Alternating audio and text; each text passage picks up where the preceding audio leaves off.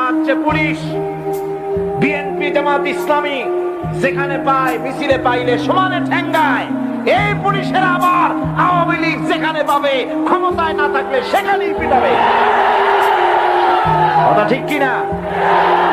এগুলি মনে মনে রাখতে হবে, এগুলি ইতিহাস, এগুলি ইতিহাস। আমি কি বাড়াই বলছি না ঠিক বললাম? এই পুলিশরাই দেখে রেখে এরাই আজকের যে স্বরাষ্ট্রমন্ত্রী, কালকে দেখবেন পিটানের ঠেলায় ক্ষমতায় যদি না থাকে হসপিটালে শুয়ে আছে। এগুলি তো আমরা পত্রিকায় দেখি, ছবি শুনতে দেখি।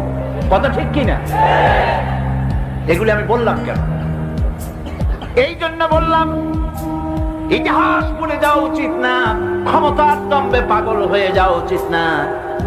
আল্লাহ পাক বলেছেন লিনানজুরাকুম কাইফা তা'মালুন, ক্ষমতা দিয়ে আমি দেখি আমলটা কি করো, তোমার আমলটা কি হয়।